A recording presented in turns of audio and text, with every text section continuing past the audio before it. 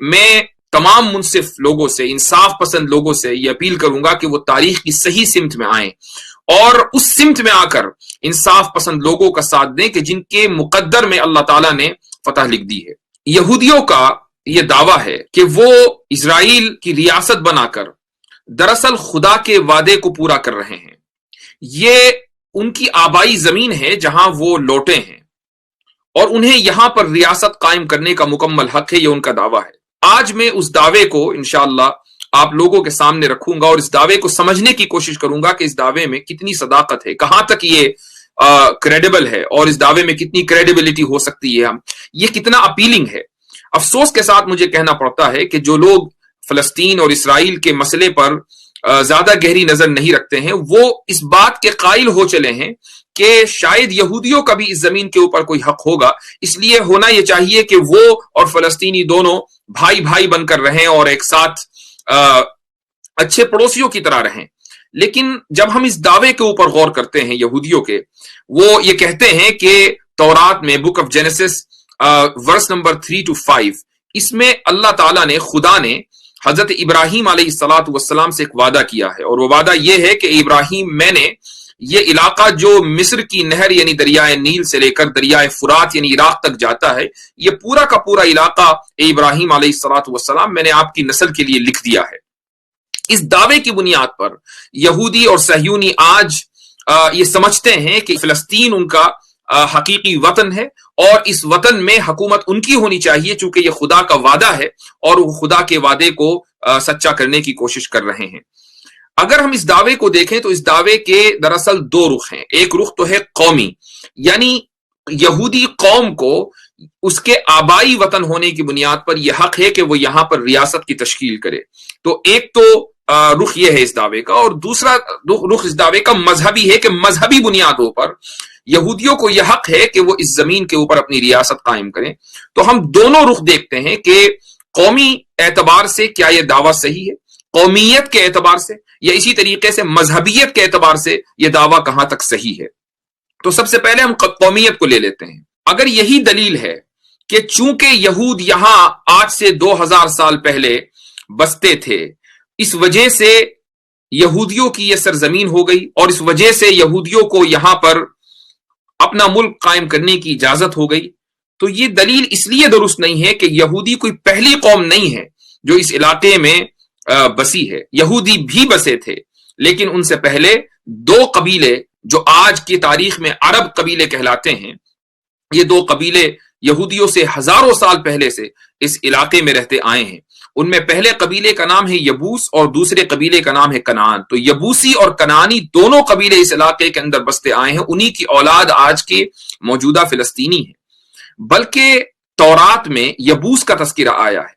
اسی طریقے سے یہودیوں کا یہ بھی دعویٰ ہے کہ تورات میں بہت سی جگہ یروشلم کا تذکرہ آیا ہے، اس وجہ سے یروشلم ان کا ہونا چاہیے۔ اس کی جو اصل ہے وہ اورشالم ہے، اور اورشالم یبوس کے ایک بت کا نام تھا کہ جس کے نام پر یہ شہر بسا ہے۔ یروشلم کو اپنا سمجھنا اور اس نام کو زندہ رکھنا اس بات کی دلیل ہے کہ یہودیوں سے بہت پہلے یبوسی ٹرائب قبیلہ یہاں پر آباد تھا، اور انہی کی نسل نے بعد میں اسلام قبول کیا، کنعانیوں نے اسلام قبول کیا، آج جن کو ساری دنیا عربوں کے نام سے جانتی ہے۔ حضرت ابراہیم علیہ الصلاۃ والسلام اس علاقے میں کئی صدیوں کے بعد آئے ہیں۔ جب حضرت ابراہیم آئے تو مجموعی اعتبار سے اس زمانے میں عمریں زیادہ ہوا کرتی تھی، تو ان کے یہاں پر قیام کی جو مجموعی مدت ہے، جو ٹوٹل پیریڈ ہے، وہ تقریباً 100 سال ہے۔ لیکن اس 100 سال کے عرصے میں حضرت ابراہیم علیہ الصلاۃ والسلام کی ملکیت میں اس علاقے کی ایک بالشت زمین بھی نہیں تھی، اور اس کی گواہی خود تورات میں ہے۔ حضرت ابراہیم علیہ الصلاۃ والسلام کی اولاد میں حضرت اسحاق علیہ الصلاۃ والسلام اس علاقے میں رہے، حضرت اسحاق کے بیٹے حضرت یعقوب یہاں رہے، حضرت یعقوب کے 12 بیٹے تھے، 12 بیٹوں میں 11 یہاں رہے، حضرت یوسف علیہ الصلاۃ والسلام مصر منتقل ہو گئے تھے۔ تو اس پورے خاندان کو اگر آپ دیکھیں کہ یہ کتنے عرصے اس علاقے میں رہا ہے، تو تقریباً 230 سال تاریخی روایتوں کی بنیاد پر اس خاندان کا قیام اس علاقے میں ثابت ہوتا ہے۔ 230 سال کے بعد یہ پوری فیملی حضرت یعقوب علیہ الصلاۃ والسلام اپنے بیٹوں کے ساتھ حضرت یوسف کے پاس مصر چلے گئے تھے، اور پھر وہاں سے مصر سے خدا تعالیٰ کے حکم سے یہ لوگ مصر چھوڑ کر واپس ارض مقدسہ آئے ہیں۔ قرآن کریم کی جو آیت میں نے پڑھی ہے سورہ مائدہ کی 20، 21 اور 22، اس میں دراصل اسی واقعے کا ذکر ہے کہ حضرت موسیٰ علیہ الصلوۃ والسلام جب اس قوم کو غلامی کی زنجیروں سے نکال کر ایجپٹ سے ارض مقدسہ یعنی ہولی لینڈ لے کر آ رہے تھے تو ان کو یہ کہا گیا کہ تمہیں جو لوگ یہاں بستے ہیں ان سے لڑنا پڑے گا اور لڑ کر یہ زمین حاصل کرنی پڑے گی چونکہ خدا نے اس زمین کو تمہارے لیے لکھ دیا ہے۔ یہاں سے کچھ لوگوں کو یہ مغالطہ ہو جاتا ہے کہ چونکہ اس زمین کو خدا نے بنو اسرائیل کے لیے لکھ دیا تھا اس لیے یہ زمین انہی کی ہو گئی، لیکن قرآن کریم کی اسی آیت میں ساتھ میں یہ بھی لکھا ہوا ہے کہ یہ جو وعدہ تھا یہ اس شرط کے ساتھ مشروط تھا، یعنی یہ کنڈیشنل پرومس تھا کہ تمہیں یہ زمین لڑ کر لینی پڑے گی۔ یہودیوں نے اس زمانے میں لڑنے سے انکار کر دیا، قرآن کریم کی اسی آیت کی گواہی ہے۔ انہوں نے کہا کہ اس زمین میں تو بڑے طاقتور لوگ رہتے ہیں، ہم اس میں داخل نہیں ہوں گے، ایسا کریں موسیٰ آپ اور آپ کا رب دونوں جائیں اور لڑیں اور جب فتح ہو جائے تو ہمیں بتا دیجیے گا۔ تو یہودیوں نے اس شرط کو ماننے سے انکار کر دیا، تو خدا کا وعدہ اس صورت میں ان کے اوپر لاگو ہوتا جبکہ یہ اس شرط کو قبول کرتے۔ حضرت موسیٰ علیہ الصلوۃ والسلام کے زمانے میں ہی انہوں نے اس شرط کو مسترد کر دیا تھا۔ اسی طریقے سے اگر ہم تاریخی اعتبار سے دیکھیں، میں ابھی دعوے کی جو پہلی نوعیت ہے یعنی کس قوم کا اس ہولی لینڈ کے اوپر زیادہ حق ہے، میں اسی کے اوپر ابھی بات کر رہا ہوں کہ قومیت کی بنیاد پر اگر ہم دیکھیں تو یہودیوں کا کوئی حق نہیں بنتا، چونکہ اس سے پہلے بہت سی قومیں وہاں پر آباد رہتی آئی ہیں جن کی اولاد آج عرب کہلاتی ہے۔ اگر واقعی یہ ہولی لینڈ یہودیوں کا ہوتا تو جب زائنزم تحریک قائم ہوئی اور زائنزم کے بانی تھیوڈر ہرزل نے جو کہ ایک جرنلسٹ تھا اور اپنے آپ کو سوشل ایکٹیوسٹ کہتا تھا، جب اس نے زائنزم قائم کی اور اس تحریک کے روح روا لوگوں نے یہ طے کیا کہ یہودیوں کی اپنی ایک ریاست ہونی چاہیے، اپنا ایک گھر ہونا چاہیے، تو کیا وجہ ہے کہ انہوں نے سب سے پہلے فلسطین کے بارے میں نہیں سوچا؟ انہوں نے اپنی کانفرنسز میں سب سے پہلے موزمبیق کو چنا تھا، لیکن کسی وجہ سے ان میں اتفاق نہیں ہو پایا۔ اس کے بعد افریقہ کے ایک ملک کانگو، یہ پورا علاقہ اس وقت کلونیلزم کے دور سے گزر رہا تھا اور یہاں پر یورپین ریاستوں کی حکومتیں قائم تھیں، تو اس لیے ان لوگوں کے لیے ان ملکوں کا نام لینا بہت آسان تھا، چونکہ یورپین حکمرانوں سے ان کے بڑے گہرے تعلقات تھے، تو کانگو کا نام لیا گیا کہ کانگو میں ہماری اپنی ریاست قائم ہونی چاہیے۔ اس زمانے میں کانگو بیلجیم کی کالونی تھا۔ 1897 میں ارجنٹینا کا نام لیا گیا، اس کے بعد 1901 میں سائپرس کا نام تجویز کیا گیا، 1902 میں سینا کا علاقہ جو کہ مصر میں آج ہے یہ علاقہ تجویز کیا گیا کہ یہاں ہمارا وطن ہونا چاہیے۔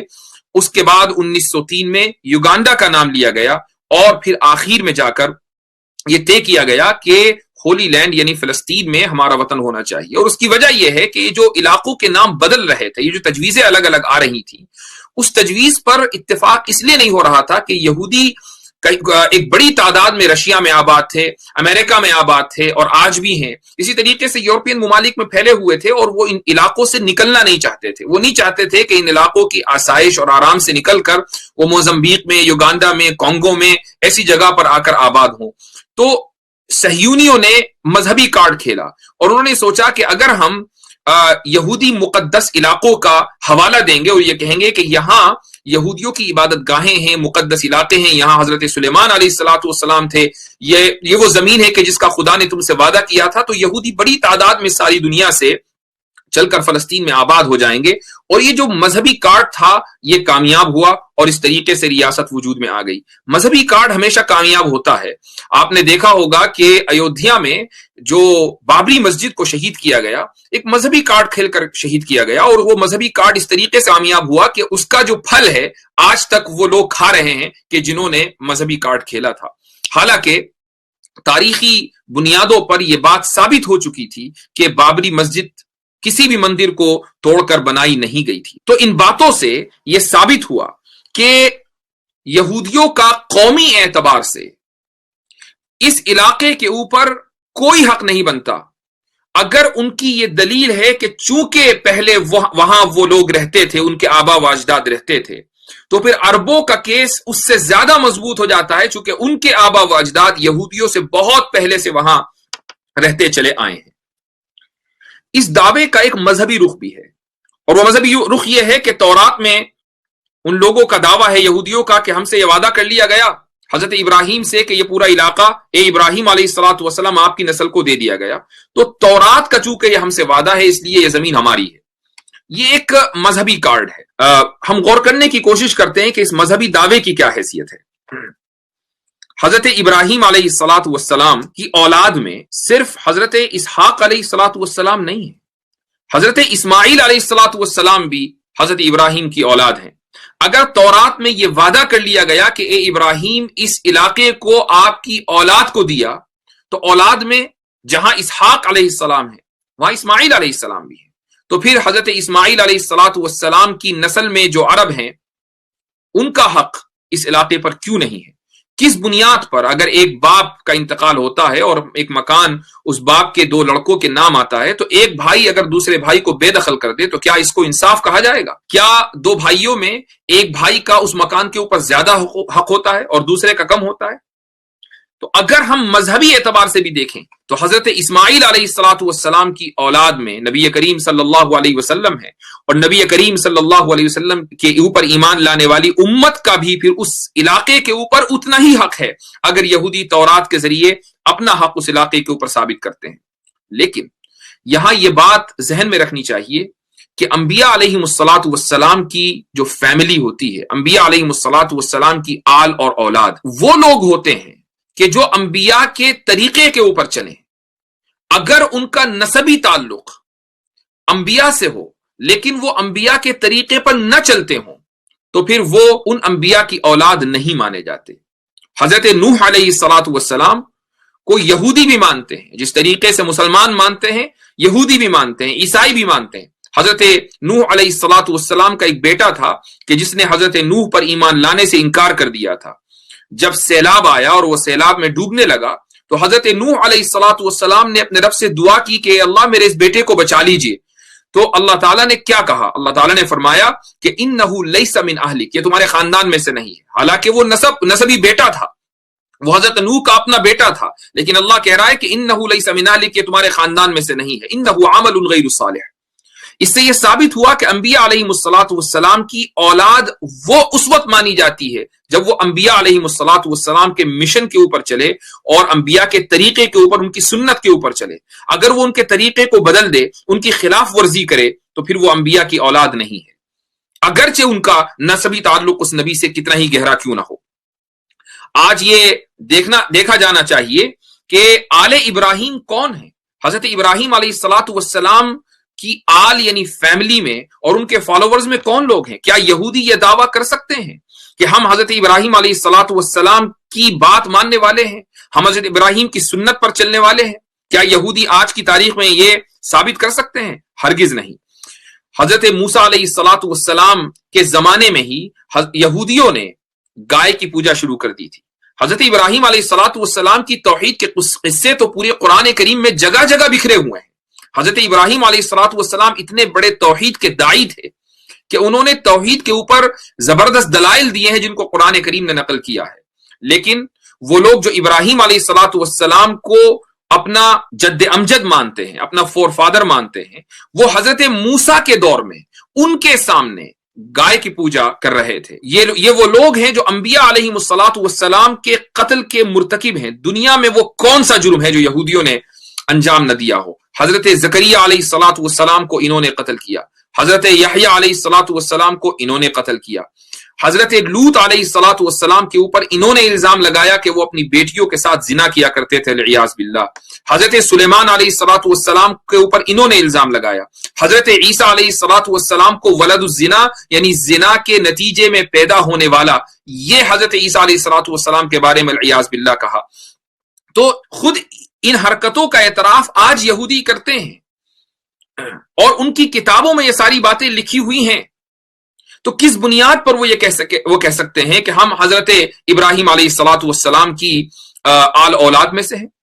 اللہ تعالیٰ کو ان تمام حرکتوں کا علم تھا، علم ہے، اور یہی وجہ ہے کہ قرآن کریم کی ایک آیت ہے، اللہ تعالیٰ فرماتا ہے وَإِذِ ابْتَلَى إِبْرَاهِيمَ رَبُّهُ بِكَلِمَاتٍ فَأَتَمَّهُنَّ، کہ ابراہیم علیہ الصلوۃ والسلام کا اللہ تعالیٰ نے چند باتوں میں امتحان لیا فاتمہن، اور ابراہیم علیہ الصلوۃ والسلام نے اس امتحان کو کامیابی کے ساتھ پورا کر دیا، اور اس کے بعد پھر اللہ تعالیٰ نے فرمایا انی جاعلک للناس اماما، کہ میں اے ابراہیم علیہ الصلوۃ والسلام آپ کو لوگوں کا امام بناتا ہوں، آپ کو لوگوں کا لیڈر بناتا ہوں۔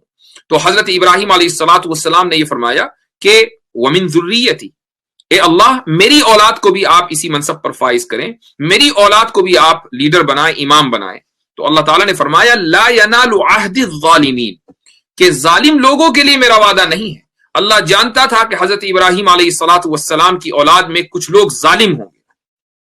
یہ وہ لوگ ہیں جو حضرت اسحاق علیہ الصلوۃ والسلام کی نسل، حضرت یعقوب علیہ الصلوۃ والسلام کی بیٹوں کی اولاد میں آج جن کو ہم یہودی کہتے ہیں، یہ وہ ظالم ہیں کہ جنہوں نے اللہ تعالیٰ کی نافرمانی کی، انبیاء کی نافرمانی کی۔ تو پھر کس بنیاد پر وہ اللہ تعالیٰ کے وعدے کے مستحق ہو سکتے ہیں؟ کس بنیاد پر وہ یہ دعویٰ کرتے ہیں کہ یہ ہولی لینڈ ہمارا ہے؟ ہم لوگوں کو یہ ذہن میں رکھنا چاہیے کہ ہمارا یہ ایمان ہے، ہمارا یہ عقیدہ ہے کہ اس کائنات میں الگ الگ دین خدا کی طرف سے نہیں آئے ہیں۔ دین آیا ہے تو ایک آیا ہے، ان الدین عند اللہ الاسلام۔ حضرت آدم علیہ الصلوۃ والسلام سے لے کر نبی کریم صلی اللہ علیہ وسلم تک دین صرف ایک رہا ہے، اور وہ ہے اسلام۔ ہاں، شریعتیں الگ الگ رہی ہیں۔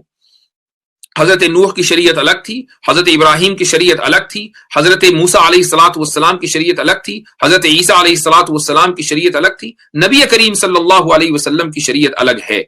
شریعتوں کا اختلاف ہے لیکن بنیاد میں کوئی اختلاف نہیں ہے۔ تمام انبیاء مسلمان تھے اور انہوں نے اسلام کی دعوت دی ہے۔ قرآن کریم نے اسی حقیقت کو بیان کیا ہے۔ اللہ تعالیٰ فرماتا ہے ما کان ابراہیم یہودیا ولا نصرانیا، کہ ابراہیم علیہ الصلوۃ والسلام نہ یہودی تھے نہ نصرانی تھے، ولکن کان حنیفا مسلما۔ تو ابراہیم علیہ الصلوۃ والسلام کے یہودی اور نصرانی ہونے کا انکار قرآن کریم میں واضح انداز پر لکھا ہوا ملتا ہے۔ یہی وجہ ہے کہ جب حضرت عیسیٰ علیہ الصلوۃ والسلام اس دنیا میں تشریف نہیں لائے تھے، اس سے پہلے وہ یہودی کے جنہوں نے تورات کو ڈسٹورٹ نہیں کیا تھا، تحریف نہیں کی تھی، وہ مسلمان تھے۔ حضرت عیسیٰ علیہ الصلوۃ والسلام جب دنیا میں تشریف لائے اور نبی بنے تو حضرت عیسیٰ علیہ الصلوۃ والسلام کے ماننے والے مسلمان کہلائے، جب تک انہوں نے انجیل میں کوئی ڈسٹورشن اور تحریف نہیں کی۔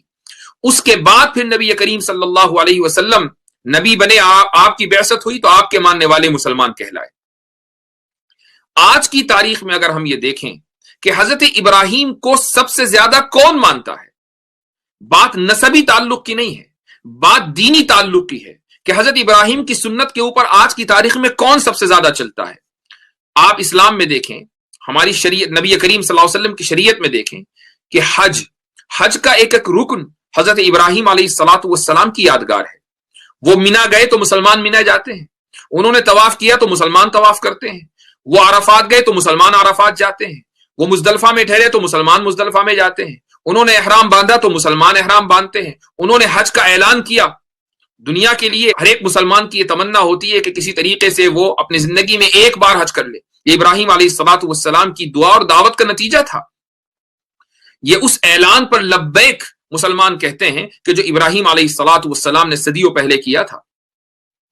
آپ عید الاضحیٰ دیکھیں کہ جو مسلمان حج کے لیے نہیں جاتے، عید الاضحیٰ وہ اپنے گھروں میں مناتے ہیں، قربانی کرتے ہیں۔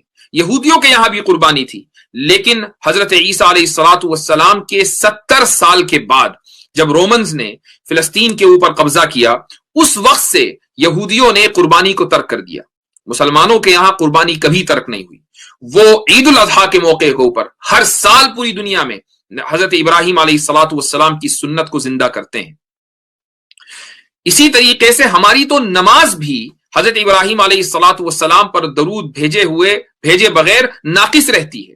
ہم ہر نماز میں جب بیٹھتے ہیں سلام پھیرنے سے پہلے حضرت ابراہیم علیہ الصلوۃ والسلام پر بھی درود بھیجتے ہیں اور نبی کریم صلی اللہ علیہ وسلم پر بھی درود بھیجتے ہیں۔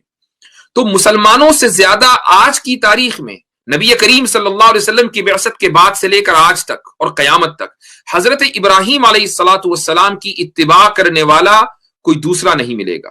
اگر حضرت ابراہیم کی کوئی قوم اتباع کرتی ہے تو وہ مسلمان ہے۔ اس اعتبار سے مسلمان حضرت ابراہیم علیہ الصلوۃ والسلام کے وارث ہیں۔ یہی وجہ ہے کہ قرآن کریم میں ارشاد ہے، اللہ تعالیٰ فرماتا ہے کہ ان اول الناس بابراہیم للذین اتبعوہ وہذا النبی والذین آمنوا، کہ حضرت ابراہیم سے جو سب سے قریبی تعلق ہے وہ کن لوگوں کا ہے؟ وہ للذین اتبعوہ، ان لوگوں کا ہے کہ جو حضرت ابراہیم کی اتباع کرتے ہیں، ان کو فالو کرتے ہیں۔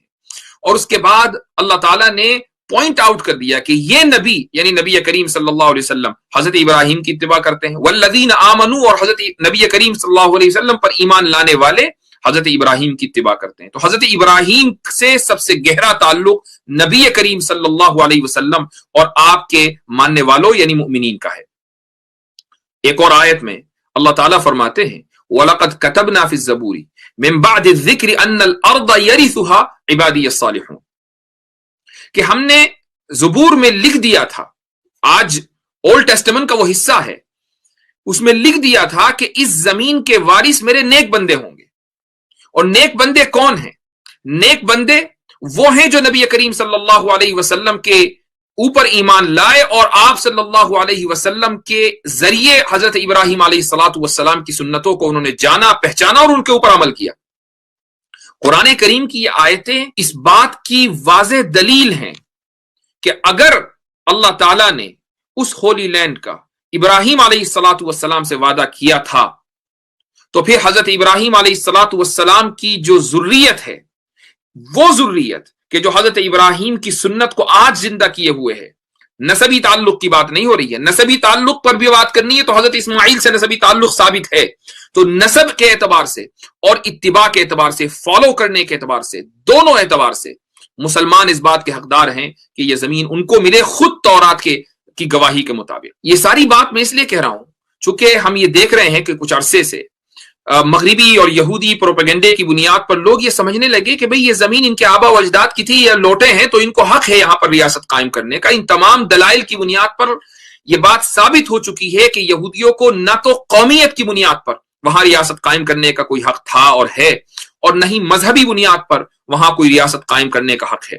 یہودیوں میں یہی وجہ ہے، ایک الٹرا آرتھوڈاکس ان میں ایک طبقہ پایا جاتا ہے کہ جن کو نیچری کارتا بولتے ہیں، یہ بہت الٹرا آرتھوڈاکس ہوتے ہیں۔ ان کے یہاں یہودیوں میں ایک مدراش کے نام سے تورات کی سب سے پرانی تفسیر ہے، اس کی انٹرپریٹیشن ہے، کامنٹری ہے، اس میں یہ بات لکھی ہوئی ہے اور یہ طبقہ اسی کو مانتا ہے کہ بنو اسرائیل کے لیے یعنی یہودیوں کے لیے اس بات کو حرام کر دیا گیا تھا کہ وہ طاقت کے بلبوتے پر اجتماعی طور سے یعنی کلیکٹیولی اس علاقے میں داخل ہوں اور یہاں حکومت قائم کریں۔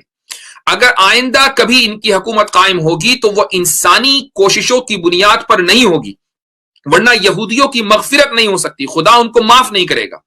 ان کی اگر حکومت قائم ہوگی تو وہ سپر نیچرل طریقے سے قائم ہوگی، کبھی بھی وہ انسانی کوششوں کے نتیجے میں قائم نہیں ہو سکتی۔ یہی وجہ ہے کہ 20,000 کے قریب اس وقت اس ناجائز اسرائیلی ریاست میں یہ لوگ آباد ہیں اور یہ کھل کر اپنی اس حکومت کی مخالفت کرتے ہیں، چونکہ ان کے مذہب کے مطابق اور ان کی انٹرپریٹیشن کے مطابق یہ صہیونی ریاست ایک الیگل ریاست ہے، ایک ناجائز ریاست ہے۔ تو یہودیوں میں خود اس بات کے اوپر اختلاف ہے اور یہی وجہ ہے کہ وہ فلسطینیوں کے حق کو تسلیم کرتے ہیں۔ پوری دنیا میں وہ جہاں جہاں پائے جاتے ہیں، وہ انگلینڈ میں پائے جاتے ہیں، وہ امریکہ میں پائے جاتے ہیں۔ میں نے ان میں سے بہت سے لوگوں سے ملاقات کی ہے اور ان سے میری گفتگو ہوئی ہے اور انہوں نے مجھے دلائل سے یہ ثابت کیا ہے کہ کیسے فلسطینیوں کا اس علاقے کے اوپر حق ہے اور اسرائیلیوں کا اس علاقے کے اوپر جو قبضہ ہے وہ ناجائز ہے۔ ایک اور بات میں کہنا چاہوں گا اور وہ یہ ہے کہ مغربی دنیا جس نفاق کا اور جس ہپوکریسی کا اس دور میں مظاہرہ کر رہی ہے، شاید ایسا کبھی تاریخ میں کبھی نہ ہوا ہوگا۔ یہ وہ سویلائزیشن ہے کہ جو پوری دنیا میں جمہوریت اور ڈیموکریسی کا نعرہ لگاتی ہے۔ ڈیموکریسی کا مطلب صرف ووٹ ڈالنا نہیں ہوتا، ووٹ تو وہاں بھی ڈلتے ہیں جہاں ڈکٹیٹرشپ ہوتی ہے۔ ڈیموکریسی کا مطلب جو ایک خوبصورت سلوگن دیا جاتا ہے وہ یہ کہ اس ملک کی عوام کو ایکول رائٹس ہوں، یہ جمہوریت کی بنیاد کہی جاتی ہے۔ اور ایسی صورت میں جمہوریت کو مقدس بنا کر، ہولی بنا کر پیش کیا جاتا ہے اور اس کے مقابلے میں جتنے بھی موڈ آف گورننس ہیں، جتنے بھی طریقے حکومت ہیں، سب کو مسترد کر دیا جاتا ہے۔ ڈکٹیٹرشپ کو اسی لیے مسترد کیا جاتا ہے۔ اسی بنیاد پر ویسٹرن سویلائزیشن خلافت کو مسترد کرتی ہے، تھیوکریسی کو مسترد کرتی ہے۔ لیکن جب بات یہودی ریاست کی آتی ہے، جب بات اسرائیل کی آتی ہے تو وہ کہتے ہیں، یہودی کھلم کھلا کہتے ہیں کہ ہم ایک جوش اسٹیٹ ہیں، ہم ایک یہودی ریاست ہیں.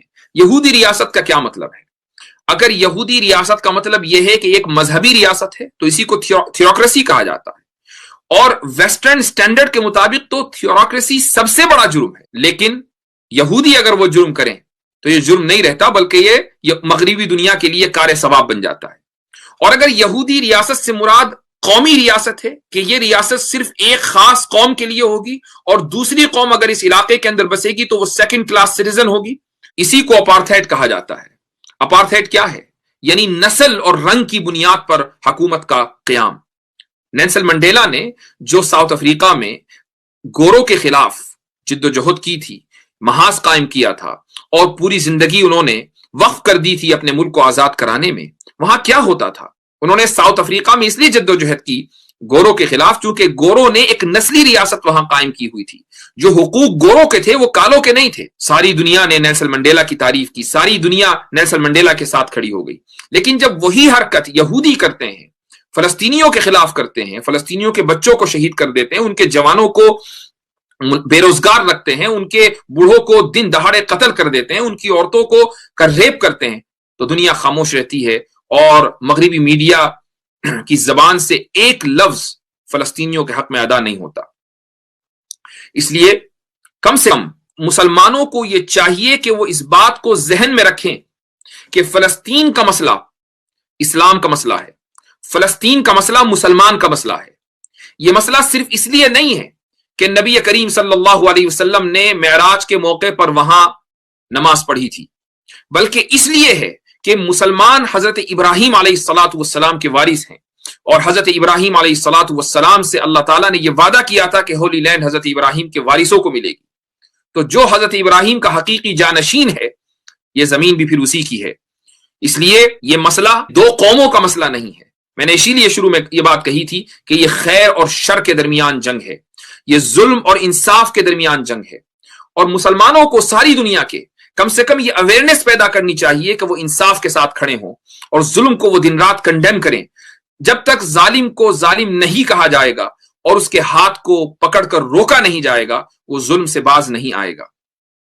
جہاں تک غیر مسلموں کی بات ہے، میں ان سے بھی یہ اپیل کرنا چاہوں گا، محض اس لیے کہ ایک مسئلہ مسلمانوں کا ہے، آپ اس لیے اس مسئلے میں دشمنوں کے ساتھ کھڑے نہ ہوں، بلکہ آپ انصاف کے ساتھ کھڑے ہوں.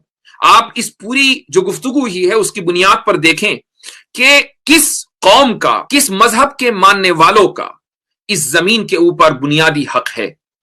اگر آپ آج انصاف کے ساتھ کھڑے نہیں ہوئے اور آپ نے ظالم کا ہاتھ نہیں تھاما، آپ نے ظالم کی پشت پناہی کی، تو پھر یہی کہا جائے گا کہ جس طریقے سے ایسے بہت سے لوگوں کے پوروجوں نے اپنے زمانے میں انسانیت کے خلاف کرائم کیے ہیں.